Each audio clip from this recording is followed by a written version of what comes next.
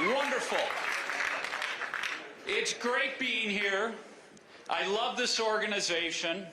I just got finished, wrapped up running for the U.S. Senate in Wisconsin. Came really close, and I'll talk about that in my speech. But I'm proud to stand here with all of you because I centrally believe in the core mission of No Labels, and that is bringing our country together. Look, I ran on 4 principal issues. The first one was our financial security, because what we are doing with our deficits, we have bankrupted our country. It is the biggest crisis we face today. Second was domestic security with the defund the police movement and with our open borders was making our cities and states less safe.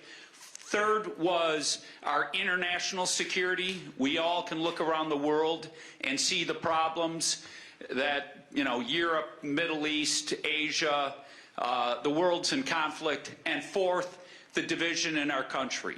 The need of coming together, and as I ran commercials and talked about at every speech, we've got to stop putting on the blue jersey or the red jersey and fighting amongst ourselves. We need to put on the red, white, and blue jersey and come together as Americans and get things done. Thank you. But today, Nancy, who I got to know several years ago and am totally impressed with, she wanted me to talk about my election and what happened in my election, because it was very interesting as I was going through my election and it was coming out what the Democratic Party was doing to No Labels, and then after my election was wrapped up and reading the piece by Matt Taibbi and going through the whole litany of ways that they were trying to destroy No Labels. When I read that, I was absolutely shocked, because everything they were trying to do to No Labels, they did to me, and even the things they talked about that they never did to Nancy and Mark, they actually did to me. So let me give you a quick overview. Before I even announced 4 months, while I was still trying to consider whether I'd run for the U.S. Senate, they sent protesters to my house. They were planning to send, I think, Nancy clowns and people and run banners over Georgetown and make, I think, Mark and Nancy's pariahs in their community. Well, 4 months before I even decided and announced, they sent a group of protesters, transgender protesters, about 40 to 50 of them, to my home, protesting. Now, none of these people knew me because I hadn't announced, and I had never made any comment about the transgender community, and yet they send them to my house to protest my house. They sent somebody to my door on Halloween night. They rented a big electronic billboard, bigger than the stage, drove it around my city, implanting my head on a guy sitting on a beach in California, saying, Eric Hovde owns a X million-dollar home in California and is voted one of the 3 most influential people in Orange County. This is before I even announced. Now, why were they doing that? They were trying to intimidate me to not run. Well, they didn't know me very well, because that only propelled me to run more. I was born with a lot of thick skin, so it serves you well in politics. But then on the day of announcement, the fun really started. Well, most of you don't know, I've not only been in business, but I have a foundation. And it focuses on 2 things, medical research and MS. Why? Because I have it. And second, rescuing abandoned and street children from around the world. I got 4 homes in Africa, 5 in Central South America. We're saving kids out of the sex trade, out of slavery in the case of Ghana, but rescuing children that have been abandoned. Well, I talked about that at my announcement. I just mentioned it briefly about the Hovde homes. And what did the Democrats do? Their troll farms that light up social media started attacking my foundation and trying to claim that these homes around the world were my personal residence where I hung out in. And then they started trying to dig into my foundation, calling people that work for it and trying to destroy my foundation. Now think of that. I spent 20 years fighting against sex trade and trying to rescue the most vulnerable people in society. But that's what they did. But then it started getting serious. Then they started launching false lawsuits against my companies. So shortly after I had announced, we get a call from a New York Times reporter. What does Mr. Hovde have to say that he's being sued by a 90-some-year-old woman or her family that fell in a nursing home? My campaign staff didn't know what the heck they were talking about. They called me. I didn't have any idea. So we went back and said, well, no, there is no lawsuit. I had to call my bank. My bank used to lend to nursing homes, and there was no lawsuit out there. So we told the New York Times reporter, sorry, you're misinformed, and we're not involved in nursing homes.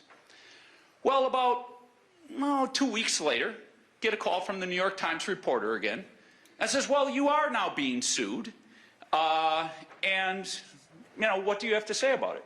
So again, I call my bank. We haven't been served. This is an important issue. And we can't find anything. So we go into the courts and we find that my bank has now been enjoined in an over a year-old lawsuit against a nursing home facility that we lent to.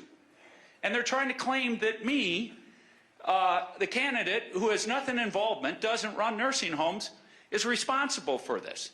I had a conversation with an editor of the New York Times, and I never thought this would happen, basically saying, why don't you let them serve us? We'll immediately get us dismissed, which is, by the way, what ended up happening. We had to go to court to get them to serve us. Now, typically when you sue, what's the first thing you want to do?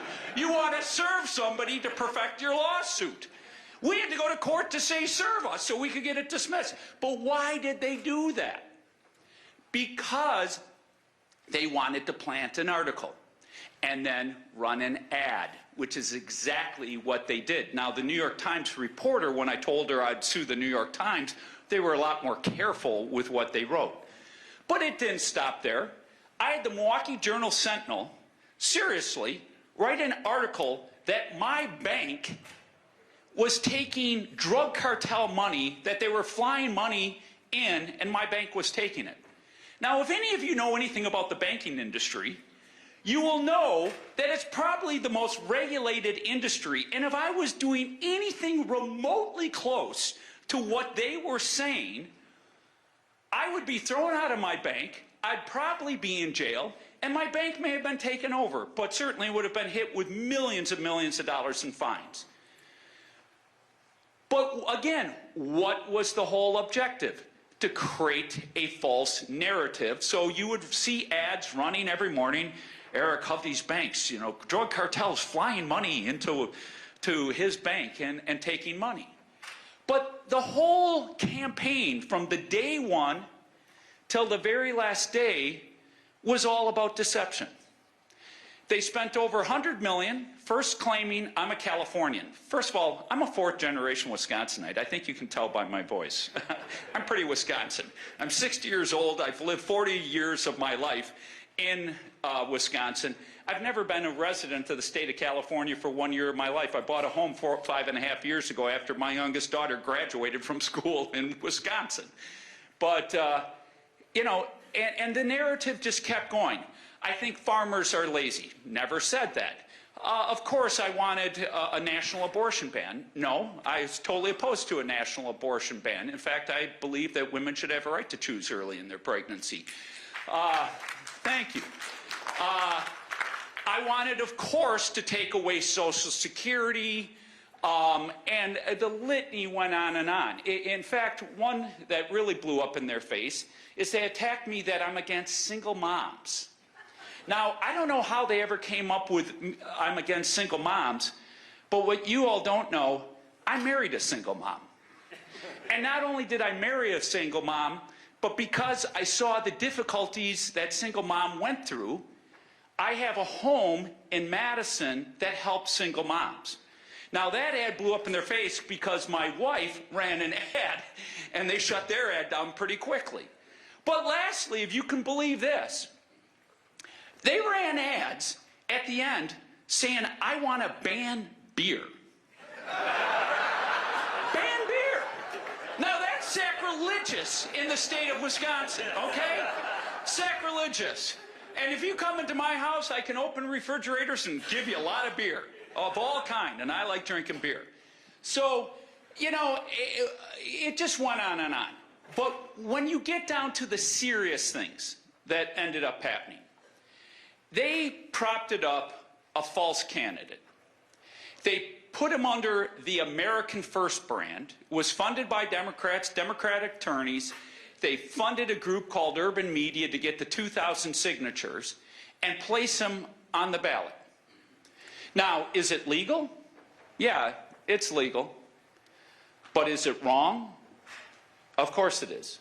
Because you're deceiving voters. If somebody's showing up that day to go vote and you see America First candidate, what are you going to think?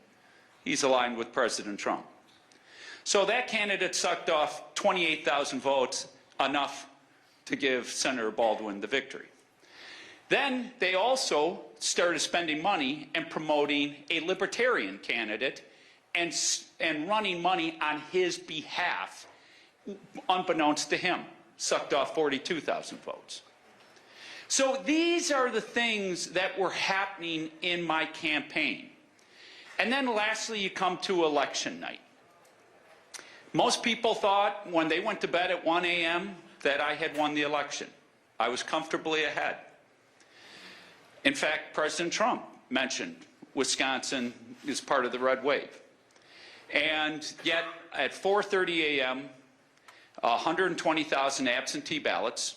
We are one of the only 6 states that has same-day registration voting and probably has the loosest absentee ballot laws in the country, were dropped, of which Senator Baldwin won an astounding 85% of them. Yeah. So there's a lot there. I'm not going to get into it. I don't have the time. I'm getting somebody looking at me saying, you got to get going. But the point is, our election process is broken. I got one debate for 1 hour on a Friday night after early voting started.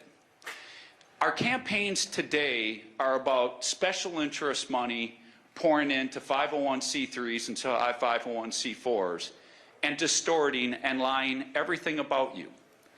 Campaigns should be about 2 people standing in front of you, addressing your questions, answering them, and telling you how they're going to vote on issues and how to make the people's lives of this country better. Thank you. There's a lot we need to change. One, somehow American Idol could count 80 to 100 million votes in 5 minutes and tell you who won American Idol. And we have congressional districts in California that can't count for 2 to 3 weeks. And Milwaukee couldn't get their act together all day and took till 4:30 in the morning.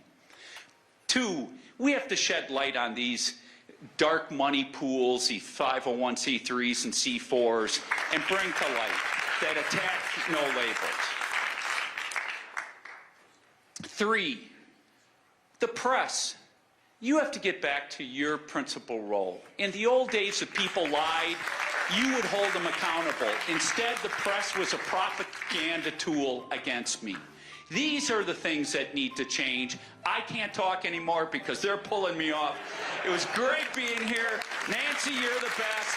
Thank you, No Labels.